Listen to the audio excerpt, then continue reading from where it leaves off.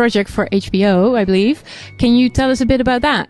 Yeah, it's a new show for HBO called Euphoria, and Zendaya stars in it. And Sam Levinson is the creator, showrunner. And I directed episode 5. And I think the show, I'm not sure when the premiere date is. I think it's summer, so it's like June or July. But I don't know how they pitched the show, but the way I pitched the show is that it's like a modern day My So-Called Life, but with drugs and social media. That's really cool. It's pretty spectacular, and it's really, really visually stylized. And, Sam is a really expansive, creative thinker, and you really see that in the visual style of the show. And it was incredible to be able to go in and work with all the equipment that I got to work with as a director, and really just expand my horizons as a director in a big way in terms of just literally the equipment that I got to work with. Yeah, I mean, we had 100 scenes in 71 locations in one episode. That's insane. It was insane, yeah. And you've done, well, basically every genre, from comedy to drama to Christmas movies, pretty much everything. Do you have a preference for a genre since you've done everything? It's not so much that I prefer one over the other. I just like mixing it up, especially when I came off of House, and I loved that show so much, and I loved that character so much. But, it was a very serious show for 6 years of my life. And then to come off of that and do a play on Broadway, which was also a very serious show, but it was a play. And then to turn around and do How I Met Your Mother, it was like so nice to have the relief of comedy for a while in there. So for me, it's kind of about, as I pivot from one thing to the next, kind of mixing it up in a way where I'm not getting stagnant in one thing or the other. Because sometimes people get stereo of typecast, by changing it up, you kind of avoid that, I would think. Yeah, somewhat, but they still like to do it. Like, it'll be amazing. Like, I'll go in for something and they'll be like, if only she had red hair. And I'm like, I've had red hair. There's like thousands of pictures and footage of me. And they're like, yeah, but we just can't picture it. I'm like, what do you mean you can't picture it? I'll go in with dark hair and they're like, I don't know, she'd just be funnier if her hair was like blonde and curly. And I'm like, well, that's happened as well.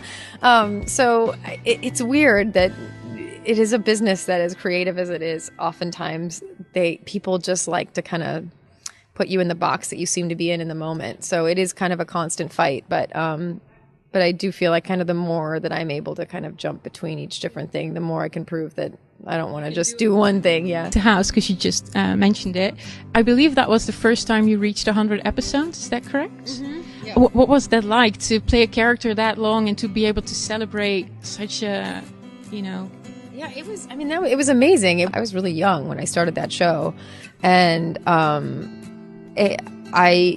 we worked really, really crazy hours on that show in a way that I have very few memories from that time in my life. Like, we were working like 18, 20-hour days sometimes, and so I was exhausted, and so. It's weird because I look back and I sort of remember some of those things, and I sort of don't. Like, things sort of kind of just happened, and then I'd look back later and go, oh my God, did I really process that?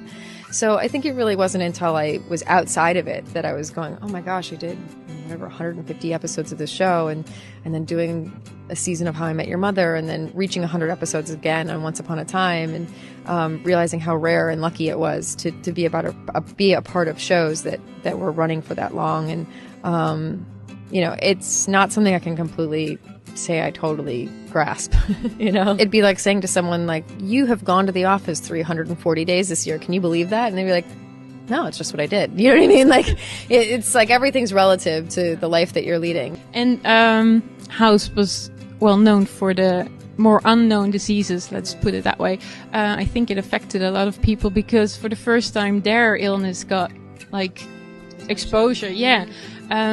What did that do to you when you started realizing that to be on a show that has that much meaning? Yeah, I don't think any of us completely comprehended that for a long time. I think the biggest thing that came out of it was that the showrunner and the executive producers sort of felt like they ended up having to kind of pick an issue to get behind, just because we couldn't support every charity for every disease that had ever been mentioned. It was just too much.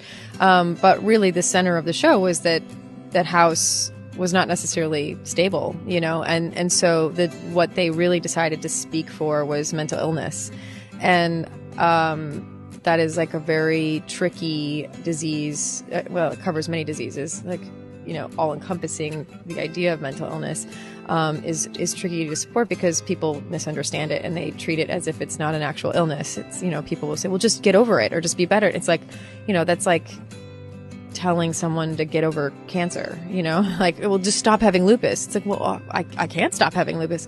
So I think as the years went on, we realized that more money was being given to charities to support people who were trying to overcome mental illness and fight through it, and just bringing awareness to the way you can support someone who's struggling in that way was something that we were all very happy and felt very lucky that we could be a part of supporting. Jumping to Once now, because that also, a friend of mine asked me to ask you.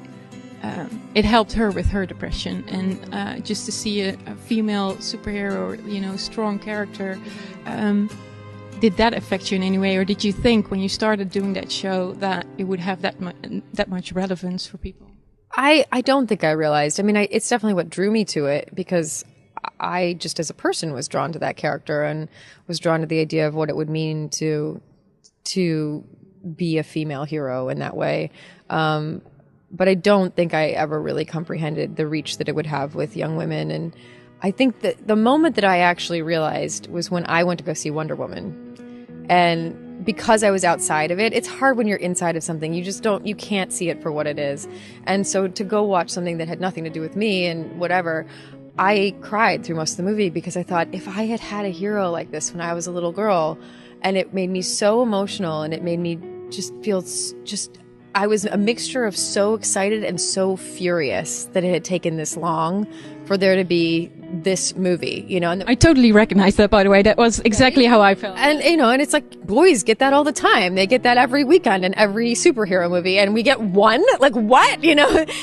So that having that reaction and that experience watching Wonder Woman is what started to put in perspective what Emma Swan was meaning to other young girls. And this meant a lot to me, but I understand now why people have the reaction that they have. It had so many ships. What's the most unexpected one that you came across? Or do you know? I don't know. I stopped paying attention. I was like, what is a ship? What is this ship thing? People, boats? What boats are we talking about? Like, I had no idea what was going on. I don't even know. I think they made every combination of every person you could possibly. I think so too. Yeah, I think Once is one of the shows where everybody got shipped. Yeah, and what I love, and I say this all the time, but what I love is that your hope with making any kind of art is that people get to see themselves in it, and they, no matter what the actual story is, that they relate to it and they identify with it and they can see themselves in those characters. As much as it can seem like ship wars or whatever on Twitter or Instagram. The beauty of it is, like, that means all those people are seeing themselves in it, and they're so sure they see themselves in it that they're sure that they're right, and that means we're doing something right. So that's the beauty of it. One of the things, of course, you weren't in the last season, but you did come back a couple times. I think that also shows, your commitment to the show and to the fan base. I had lived away for 6 years, and I was like really depressed.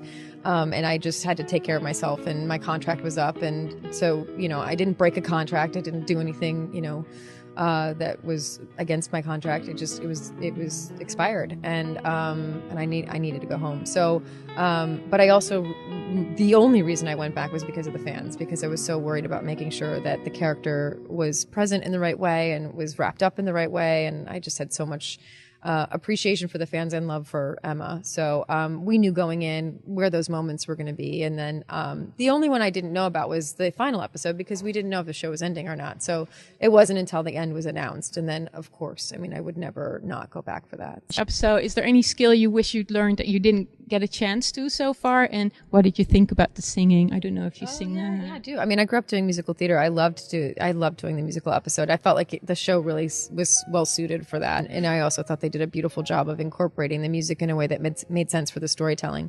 The skill that I constantly begged them to let me do was horseback ride. I've always wanted a horseback ride. Always, always, always. And every time I'd see the writers, I'd be like, God, there's got to be a way that Emma has to horseback ride. And not once. There was one time that I was supposedly on a horse with Hook, and it wasn't even a real horse when I was on it. I was like, you guys, it's all I ever asked. It's the only thing I ever asked you for, was let Emma ride horses.